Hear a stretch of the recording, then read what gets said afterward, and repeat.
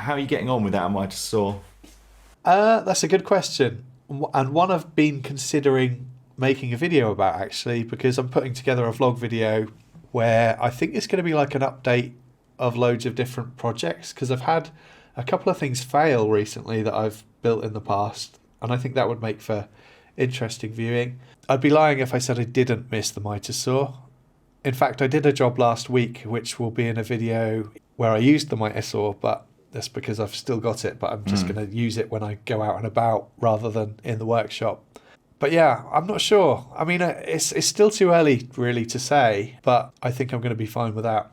Yeah, I mean, I've got 2 mitre saws, and they're sat in my shed, and I could go and and I've got a stand, I could go and get them out and set them up. By the time you've done all that, unless you need to make 40 repeatable crosscuts or something, it's just not worth the time. Yeah. But I'm going to keep one, because when you come to do the construction, like when I build my 17th shed or something, it'd be really useful for that kind of thing, especially being battery, to have it permanent. Even if I've got the smallest, let's say if I've got the 8-inch Festal Capex with the forward rounds, it still takes up so much room. Yeah. In my little workshop. And I actually find without a mitre saw station, if you're just rough cutting something, there's other ways of rough cutting things. It's only the mitre saw station that makes it a useful woodworking tool with repeatable cuts. I suppose the other alternative is if you're on site and you've got those roller stands that are adjustable in height and things like that. But yeah, you do need a whole setup in order to use it efficiently, I feel. And yeah, it was interesting as well. A lot of the comments on that video I got were people just saying, so basically you're getting rid of the mitre saw because your workshop's too small. So I'm assuming most of these people are American, I guess, because you know, it's not a small workshop for the UK. It's, I would say, medium to large for the UK. Yeah. Most people are working in single garages or sheds. We know a couple of people that have run commercial businesses out of smaller spaces. Exactly. Peter Millard being one, yeah. Yeah, and Andy Mack as well. Yeah. What we have that other people don't have is the filming stuff. It's amazing how much room that takes up. It is, yeah. But yeah, it must be nice having the extra space. Yes, I'm definitely enjoying the extra space. I found I'm using the bandsaw a lot more as well, which is kind of nice, because I think when we talked about tools we might have to get rid of in a previous episode, the bandsaw was on the list for me, but now I'm using it a lot more. Yeah, that's strange, because it's like my favourite tool. Like, even though I'm the table saw guy, I'd probably rather get rid of the table saw than the bandsaw. Really? Wow.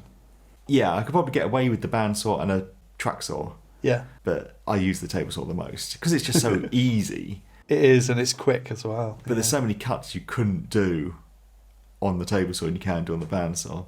Yeah, if you had all the time in the world, the bandsaw would be the better choice than a table saw, really, wouldn't it? Yeah. People often ask me, why are you not resawing on the bandsaw? I'm like, well, table saw is so much quicker. Yeah. And probably leaves a nicer finish as well. Yeah. Unless you're resawing something really wide. But yeah, you're not that keen, but and it's probably one of your oldest bits of machinery, isn't it? It was the first big tool I bought, perhaps other than the DeWalt table saw, the DW745. I don't regret the purchase of that bandsaw, and in fact I've always thought it was pretty decent, but there are things about it that I'm not that keen on, like the fact that you have to remove the fence rail in order to change the blade and then recalibrate the fence again. That's such a stupid design when you think about it. Yeah. But the thing is, I never use the fence anyway on a bandsaw, so it's really not an issue for me. The guide bearings aren't great either in terms of setting them up. They can be very difficult to see, but I don't know whether that's all bandsaws, because I haven't got any experience with any others. The lower ones are always a nightmare. Yeah. But yeah, some are toolless. Yeah. But yeah, I think a lot of the ones with thumb screws, like that's what you need. Such a great idea. But it's amazing what an old kind of tool the bandsaw is. They've been around for over 100 years, and yet people are still tweaking them. The dust collection ports are like an afterthought a lot of the time. But I think a lot of the top of the range ones, they have the double dust collection ports and the thumb screws and tensioning levers that actually seem to work. Yeah. I'm still using my original insert plate as well. Stupid plasticky thing that has a lot of deflection in it that really bothers me, and makes me kind of want to get some kind of brass plate similar to what Jimmy DeResti uses. I'm assuming he just makes his. I don't know whether I could do that with the tools I've got, or even maybe like a 3D printed plastic plate that's thick and it's got kind of ribs in it so that it's rigid. Yeah. It could definitely be a lot better than it is. I definitely made a new one for the first Banter I had, because I think a couple of times it jumped out. Oh, really? And then it got chewed up a bit. Ooh. And I think it was just a solid bit of plastic, so I drilled some holes in so there's actually dust collection through the plate. Yeah. Which I think my new one already has holes in it, which seems a good idea. I think insert plates are a problem on everything, aren't they? Like table They saws. seem to be. Yeah. How do they not come with a zero insert plate? Yeah, and why did table saw designers not design them in a way so that insert plates can easily be made, or even why don't they make insert plates to go with them that they can sell? Yeah. 20 quid, something reasonable. Yeah, yeah. I'd spend 20 quid rather than faffing around trying to make something that worked. Absolutely, I would too. Yeah. It's this logic of, you're a woodworker, why don't you just make it? That works a lot of the time. Things like workbenches, I don't think I'd ever buy a workbench because I think I'd be too particular about what I wanted it to do, and also if I really wanted something special, it's going to cost me thousands of pounds, so it makes sense to make one. But yeah, things like insert plates, they're so annoying to make. Yes. Yeah, I've done a couple of bodges recently. I think it was in the pizza peel video. I just shoved a bit of MDF on and clamped it on and raised the blade through it. I saw that, yeah. And I was doing one the other day, thin ribs, and I just got some brown paper packing tape and put it over the slot kind of thing. Over the slot and raised the blade through the packing tape. And because the thin strips were just so minute, they had no weight to them. Well, obviously they had weight to them, but they're nothing that packing tape wouldn't hold. Like, wow, that was such an easy fix. Yeah. Rather than them getting sucked down into the blade. Really enjoyed that pizza peel video and the loaf of bread that came out of it. That looked incredible. Yeah, I enjoyed. It's something I've been wanting to make for years and years, but I was reluctant to do anything in my kitchen because my kitchen's a state. But as I was going to my mum's, I could do that, and I've left it there, and she's got it hung on her wall. I should have put my branding on it. I've got 2 branding irons, and I forget to use them. I mean, I can't remember the last time I used them. Every project, I finish it and think, should have put my brand on it. I'm the same, and actually, I went to use mine a couple of weeks ago, and it broke. No. It's because obviously the branding part itself is brass. There's a really thin rod that goes to it. That goes into like a 12mm rod, so it's like, I would say it's about 6mm into a 12mm rod, and the 6mm part just broke off. But I got in touch with the guy that made it for me and said, it broke, is there any way this can be fixed? Is it something that could be tapped out and then a new rod inserted into it or something? Not really knowing much about this stuff. And he said, oh, those brass rods that I was selling ages ago, we've moved on from that a long time ago, we're doing steel now. So I've ordered one of them from him, one of the upgrades. So yeah, hopefully that'll be back in action soon. Yeah, maybe what I need to do is like make a tool holder for it and have it right above my bench so I stare at it throughout the project. Have you got one of the soldering iron ones? Yes, I've got both. I've got the one you have to heat up. That's what I got first, but that's significantly bigger. It's probably 3 times the size of the soldering iron one. So I've got 2 sizes. The soldering iron one, they're good, but I assumed they'll just get to the correct heat and then kind of maintain that heat. But it's more of a build up. Yeah, build up, and then I think that's right, that's good. But then you use it a few times and it's too cold. There's definitely a bit of a technique to it, isn't there? Yeah, and I also think this could be a good tip for anyone considering getting a branding iron. The first one I had was rectangular. It was probably about 80mm long by about 40mm wide. And I found over time, because it had one central support in the middle, over time, obviously heating it up and using it a lot, it kind of cupped. Yeah. So the edges were higher than the middle part, and then I kind of had to keep rocking it to get a good print. And then obviously if you're rocking it, you can skew it slightly and throw it off, and then you end up having to sand it back, and it's just a real pain. So I'm definitely into the either circular or square ones now rather than the rectangular ones. Yeah. My small circular one works fine. I think also I've tried the different things of wetting the wood first. You done that? I haven't. No. What is that supposed to do? I have no idea. I think the manufacturer just said. I think I tried it once and they're like, I'm not sure. I can be bothered to add that extra step. I don't think it does anything. But giving it a little sand afterwards definitely makes it look better as well, doesn't it? It neatens it up. I didn't realise that at first. No, they're cool things, and they're amazingly cheap. Yeah. For what they are. I mean, you can get them off Amazon from some far off place, but people are going to ask where we got them from. But the two I've got are both from. Actually, I remember the first one is Artisan Stamps, but they're both British small businesses. The first one I bought was on Etsy. And that was like a Chinese thing, I think, and it was like 35 quid or something, really cheap. That was one of the ones that you manually heat up with a blowtorch, and that was the rectangular one that cupped, but I don't think it was a fault of the manufacturer, it was a fault of my design kind of thing.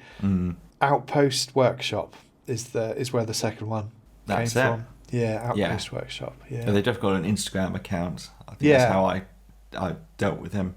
And like I say, great service as well, because obviously I had the problem with mine breaking recently. Got in touch with him, and he's sending me a new kit, and I haven't paid for it either. He said, I'll send you the new kit, which is very kind and the kind of customer support you wish you got from some of the bigger companies. Yeah, absolutely. But there's nothing wrong with the blowtorch ones if all you're doing is making one thing and putting one brand on it. I would say that's probably all you need. It's when I was doing the kind of manufacturing and wanted to do 40 stamps, then the branding iron, not the branding, soldering iron one worked well. Yeah, I bought a pretty expensive soldering iron to heat up my newer branding iron that broke, and I've got to say it takes a surprisingly long time to heat up as well. You could easily heat up a blowtorch one quicker and get your print on, but like you say, if you're doing a batch of something, that's when the soldering iron one really comes into play, doesn't it? Because you can just bosh out 40 items at once. So what have you been working on lately? I've done a couple of bread related projects, again because I knew I was going to my mum's for a week. She's hopefully getting a dog, so she's got like a picket fence, but there's maybe 20 centimetres under it at some points because it's all up and down. So I was like, we'll just get some gravel boards and stick them in. So I went there with all my tools to do that, and literally I bought 1.8 metre long gravel boards and put screws in. There was no cutting whatsoever. So it wasn't really a video worthy. It was definitely not a video. But then it's one of those things, you go, I'm going to do it this way, and then you look at it and then you go, no, I'm going to do it this way, and you change your mind on how you're going to do it. And then I ended up doing it in such a simple way. I mean, it might be a funny video because I had to go around the other side into what was a pub and their car park, and they got loads of brambly bushes, and there's me kind of scrabbling through these like getting pricked all over. So people might have enjoyed me being tortured. The amount of projects I've started before that I've just dismissed as being too boring and not filmed, and then later regretted. Oh, yes. Has that happened to you? I'm staring at one now. I've got, I think I showed it to you, that glass cabinet I've got in my living room. And I started to take it apart because my mum wanted it.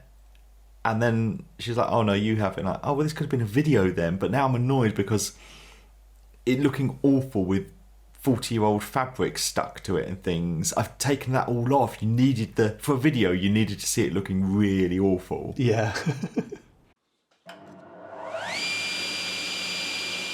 So I saw your video last week about planar thicknesses.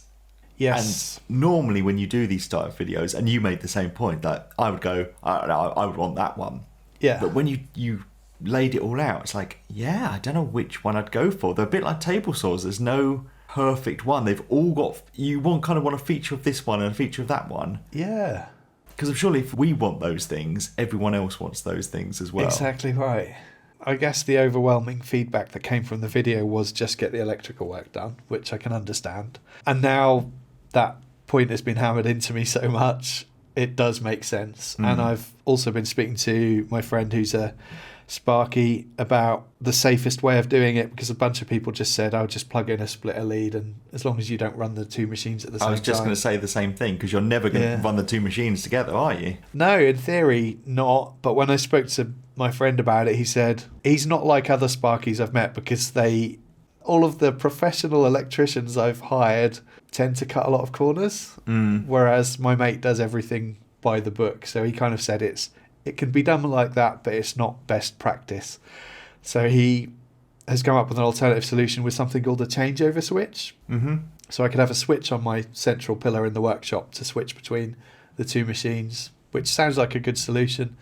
And I've priced it all up and everything. It's not mega money or anything, so I think I'm going to do that, unless I go for one of the 13 amp options. I guess that way, does it mean you have to have a cable running across the floor?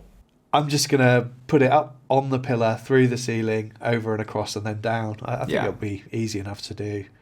And we'll use SWA cable for it as well, so it'll be armoured cable. We haven't got to mess about with trunking or anything. And you'll still be able to unplug it at the splitter for when you want to do maintenance and things. It won't be hardwired in. No, it'll be a socket thing still. Yeah, that sounds like a good solution. I just didn't want to ask him for another favour, because he's helped me out so much, do you know what I mean? Yeah, well... And it's like I owe him a bunch of favours now, but he hasn't asked me to do any yet, so I don't feel like I should ask him for one again. You are paying him though. I've paid him in the past, but with my best mates and my family, like my brother, for example, always helps me out whenever I need it, and then I'll help him out on something, and then it's easier that way. No money changes hands. No one's got to feel awkward. We just help each other out when another pair of hands is needed. And speaking of which, I mean, my brother helped me out with a paving slab project recently, and then I had to fit some new fence panels at my old property, for which I'm a landlord, the one that I used to live in, where the old workshop was. So I had to fit some fence panels there, and he spent half a day with me there fitting them as well. And then last week he came up with this wacky idea to light up his coving around his living room with some LED lights. And I thought, this sounds interesting. Maybe this could be a video. So I went and did that, and that'll be out soon as well. That was quite an interesting project, because it was one of those ones where I was thinking, this is another silly idea that my brother's had. And I didn't really think it was going to look good, but I thought I'll film it just in case, kind of thing. But it ended up turning out great, and now I kind of want to do the same thing in our dining room, because our dining room is in the middle of the bungalow and it's got no natural light other than the light that comes in from adjacent rooms, kind of thing. So I think it'd look really cool in there. So I'm starting to think about doing something similarly myself. I'm a big fan of kind of, I don't know how you call it, indirect light. Like, I hate having the overhead lights on. Oh, me too, yeah. Lamps and lights to the side. Especially in the evening, it's so much more cosy. Yeah, absolutely. And the good thing about LEDs, you just change the colour temperature, don't you? As in... Yeah. So I'm filming now, I've got everything... bulbs that would be described as bright white. Yeah. But in the evenings, it's horrific. Sat in bright white, it's horrible. You want the warm colours. So anything that can change colour temperature is wonderful. Yeah, and also change power as well, because these are dimmable. They're like 20, 40, 60, 80, 100%. And you could just tone it down to 20 or 40 in the evening, and it'd be really nice and subtle. And you get the ones with the bright colours that flash, so you can have a disco as well. When you get into having kids' parties, these are all things to look forward to. Oh God, that sounds like hell. I worry for the cats then. That's when the catio comes in handy. They hide in there. But yeah, going back to the planar thicknesses, I was of the mindset that one of the new helical head record power machines would be the best option. But when you look at the cheapest one, that has a similar number of blades to the Axminster, about 24-ish from memory, the record power is then £100 more expensive, and it's got 2-bed lift as opposed to 1-bed lift of the Axminster. So then the Axminster looks like the better option. And then obviously the more expensive record power, that has like 44 blades or something like that, that's £2,000. And again, it's got the 2-bed lift. So I don't think that's going to be the best option for me. And I'm now looking at the Hardwood PT10S, which is incidentally the only machine I've actually seen in person, because we've got a machine shop here in Norwich that I've only ever been to once in my whole life, but I went there again a couple of weeks ago, and had a look at it in person, and it looks like a really nice machine. The trouble is, it's out of stock in most places. It's Oh, like, no. oh. So now I don't know what to do. And of course, you've got one Charmwood machine you've had for a long time and happy with, and I Yeah. actually remember you've had a bit of problems with record power machines. I have, yeah. I haven't had a great experience with record power over the years, but I think that could just be me. I also got one guy write to me really angrily last week about the fact that I was being biased against Axminster. And it kind of got me thinking, well, maybe I am a bit biased against Axminster, but that's because they won't respond to my emails. It's a big investment, but when I think about all of the tools I've got for free over the years, it's really not a big deal. And also, like I said in the video, I want kind of like a forever tool type thing. Yeah. I want to treat myself. I want something nice that I can Yeah. use and enjoy. Hello, it's Editing Keith here. I just need to point out that I'm about to say Harvey a bunch of times when actually what I mean is Hammer. Harvey is a different brand entirely. Anyway, back to the podcast. Oh, the other piece of overwhelming feedback was kind of positivity towards Harvey. I meant Hammer. And they're a brand that I don't really know much about. Oh, Or yeah. Felder Group, I should say, which I think is the parent company. But I hate to say that kind of positivity is misplaced, but when you look at the machines, they do look basically the same. Everyone's kind of got a bias against things that are made in China. But I think, yes, there's loads of tat that comes from China, but it's tat because the person that's requested that to be made for them has put in a low price point. So Yeah. the Chinese have made it to that spec. China is capable of producing high-end stuff as well as low-end stuff. Just because something's built in Austria or built in the UK or built in the USA doesn't mean it's any good. There are so many examples of things like cars that are made in the UK that are, minis, for example. I constantly hear about the terrible build quality of minis. Oh, really? But everyone's like, oh, they're made in the UK. Yeah, big deal. It doesn't mean they're good. So are Harvey tools available in the UK now? I didn't even know that. Just to clarify, Harvey machines are not available in the UK. Again, I'm about to talk about Hammer. They are, and apparently there's Carl from Strawberry Workshop commented on the video saying they've got a headquarters in Milton Keynes.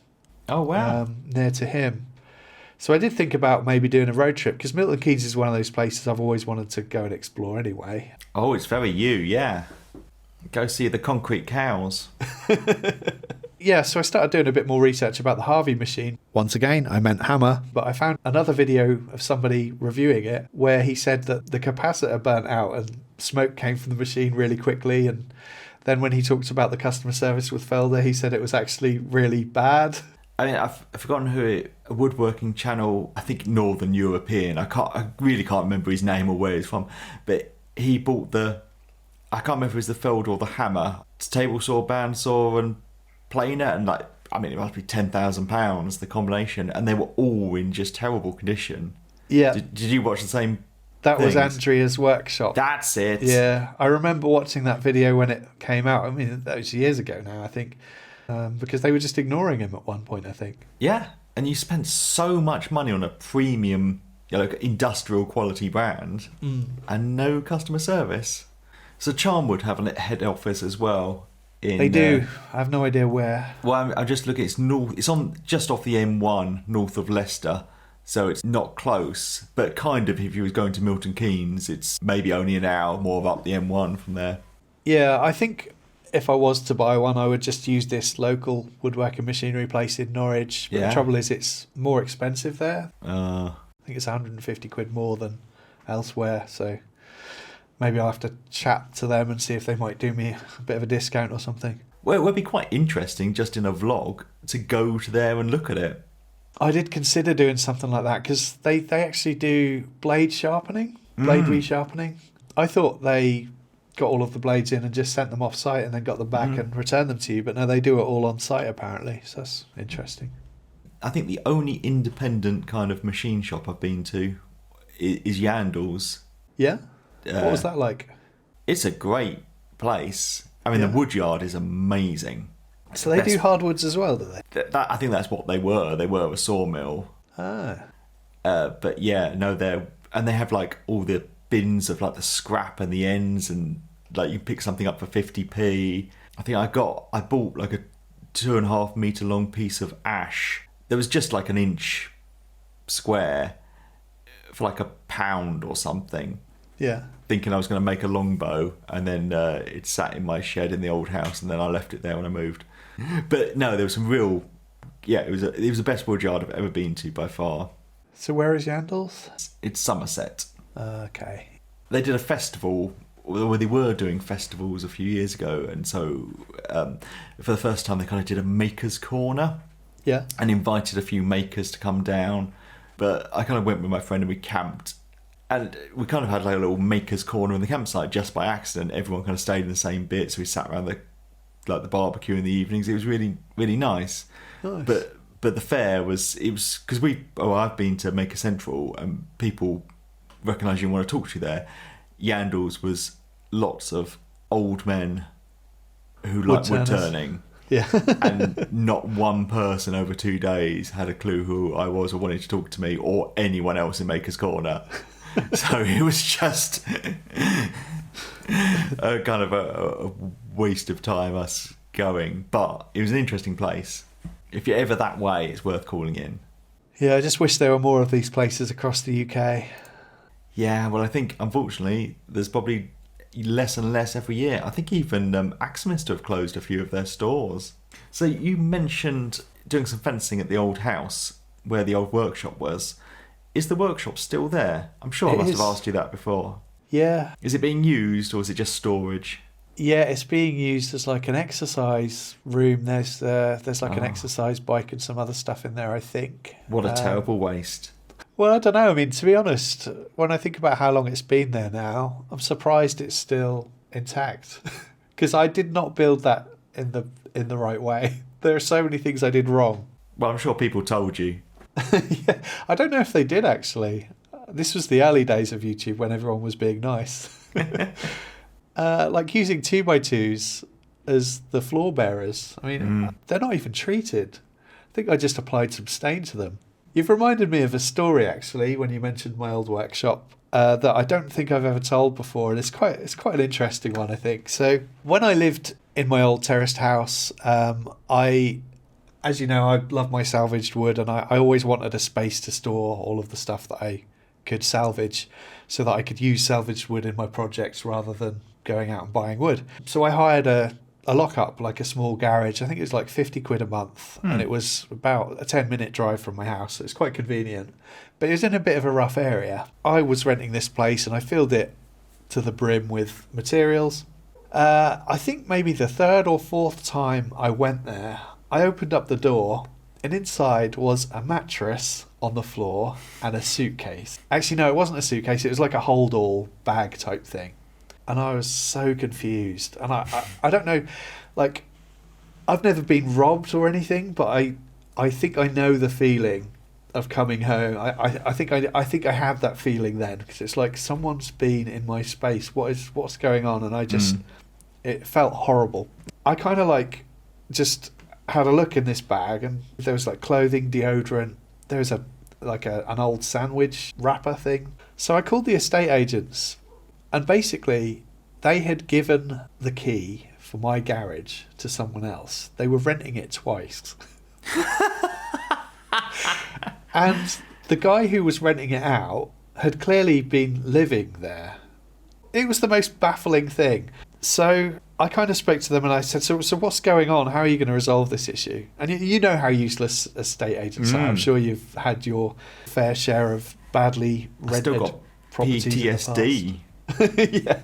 They eventually figured out that they'd given him the wrong key, so they had another garage to rent, but they'd given him the wrong key. I think about a week passed, and they'd kind of not done anything, so I ended up calling them, and all my stuff is in that garage, and someone's living there. Yeah. And I'm supposed to just be okay with that, and I'm paying rent on the place.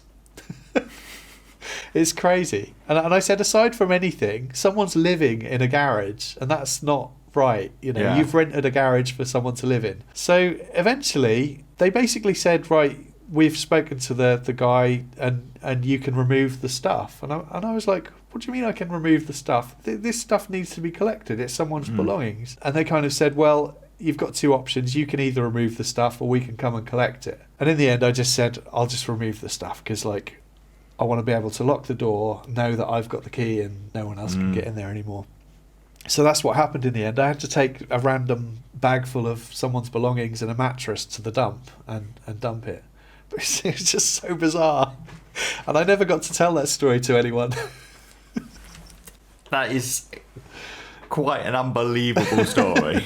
If anyone is in Norwich, the estate agent is called Pim and Co. So yeah, if you want to avoid those, I'd highly recommend steering clear. Jeez. It's the fact that they made that mistake and then they're just so indifferent to the problem that is just shocking, isn't it? Because if like we'd made that mistake, we'd just be mortified and then drop everything to try and solve it. And they're like, oh no, just not. I don't know what you're moaning at. Yeah, it's almost as if, this has happened before. It's no big deal. Hello, Matt here. It takes us quite a lot of time to prepare and produce each episode of this podcast, and we'd like to keep putting it out for free. If you enjoy the podcast and you'd like to help, support and shape future episodes, you can find a link to our Patreon page in the show notes or just search online for Workshop Banter Patreon. Thank you, and now back to the podcast. There's a couple of woodworking projects that I really want to get my teeth into soon. They're both quite big projects, but I don't want to start them until I get my new planer thicknesser. You know, if I make them now and then get a new planer thicknesser, it's like, oh man, I could have used the new. So I'm kind of putting them off. But yeah, I need to make a cot for Baby Brown. And I want to make an oak dining table as well, an extending oak dining table, which I know I talked about ages and ages ago. And I've got a pile of oak that's sat there ready to be milled up, and I really want to get my teeth stuck into it. But I opened up my wood storage, the front of my workshop, the wood storage area, the other day for a different project, and I just stared at the pile of wood for ages, trying to figure out how I was going to make what I wanted to make, which was like a bent laminated firewood rack for the house. And I just felt really uninspired. I just felt really like I can't figure out how I'm going to do it.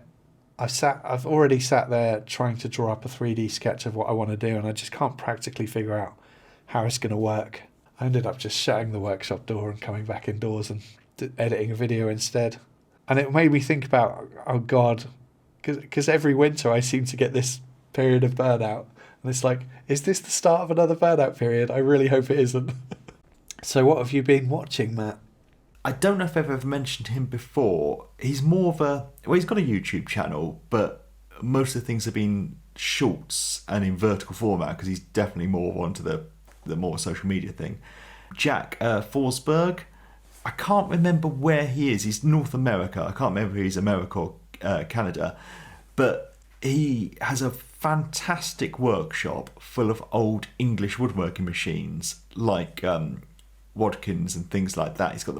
He restores them. He's got the most beautiful table saw. It's just a work of art, and he's a super master craftsman doing beautiful work on beautiful machines and just so knowledgeable. And then what I always think's funny, then he gets a power tool out to use, and he's got this Ryobi drill, and like, what you've got? But with all our planer thicknesser talk, it made me think of his, because watching him push these massive bits of timber over this like 14-inch wide planer that if it went in my workshop, it'd probably tip the whole thing over. So I didn't catch his surname, Jack. Forsberg. He's at Jack English Machines because he uses old English machines. But he's American. I wonder how he got them all over there. Are they available? I think I can see now that he's got a .ca after his thing, so Canadian. Oh, Canadian. Maybe at one point, like 100 and something years ago, they actually used to export them. It is strange how we've talked about. Is it Harvey machines? Yeah. Because I always associate them as being American. I think you can get most things now in both countries, but it used to be very much that in America you had all the jet machinery and the Powermatic and things, and they weren't available here. We had Record Power and Charmwood. As now, I think you can get some of the Record Power stuff in America, and you can definitely get Jet and Charmwood and Laguna and things like that here. Yeah. What have you been watching? I came across a new channel called GT Woodshop. I say new, it's new to me anyway. But he did a video called Why is Hardwood So Hard to Buy? So it's a UK-based channel, which is always nice because it's a bit more relatable. He just talks very honestly about some of the problems we encounter in the UK. We've talked about these things before, but he's gone a bit into a lot of the pricing detail about what he's paying for specific woods, the stuff that's easy to get in the UK, like ash, beech, adigbo, iroko, maple, oak, util, and walnut. And then he talks about the cost of all of the more exotic timbers like Purple Heart, Paduk, Vengay or Wengay, I'm not sure how you say it, Wengi, Cherry. And he talks about the cost of those and how that cost relates to what he makes and produces and sells online, and how unfeasible it is, kind of thing. But yeah, I just found it a really interesting video. And then I dug deeper into his channel, and he's got the Harvey, I got the name wrong. He's got the hammer machine. Is it Hammer or Harvey? Have we been saying Harvey? There's two different companies. Are they both Felder?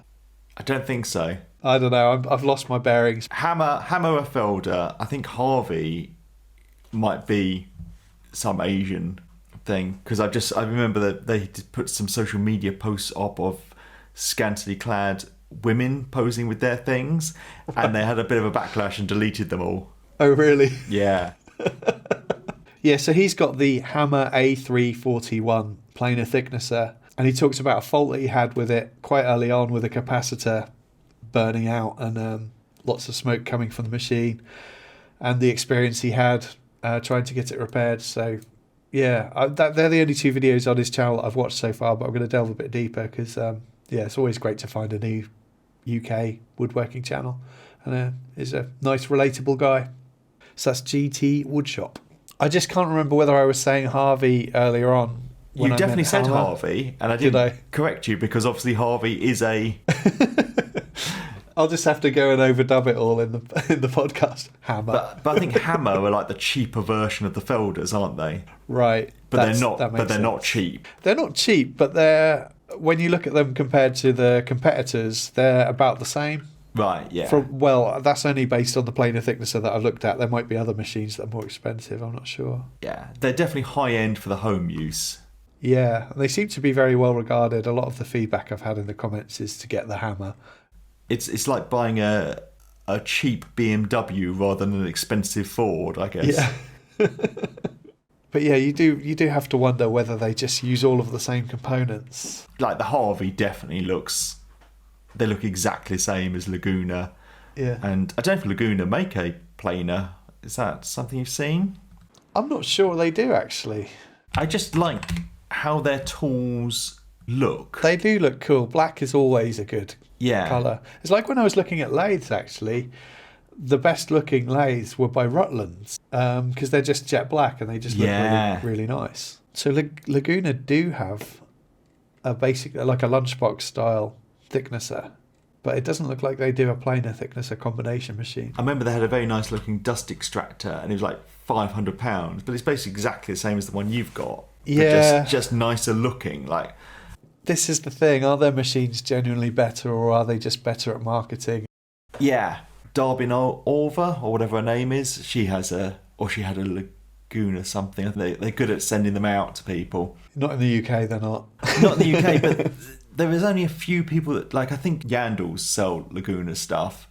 Well, they've got them in this Norwich shop. Do they? I was quite surprised when I went in. They had a Laguna bandsaw. They might have had another machine as well. Yeah. I forget. But it's the first time I had a look at one. I'd never looked at this Hammer stuff. Because I'm sure last time I looked at the Hammer stuff, it was like $3,000. I can't believe that it's 1,400 for... It's pretty reasonable, yeah, when you look at the competition. Maybe we should take a field trip down to Milton Keynes and have a look. Thank you for listening. You can find Keith on YouTube by searching for Rag N Bone Brown and me by searching for Badger Workshop. We have a Patreon page if you'd like to help support us in making future episodes of the podcast. Link to that in the show notes. And we have a Workshop Banter Instagram and Facebook page if you'd like to get in touch, which is @workshopbanter, all one word.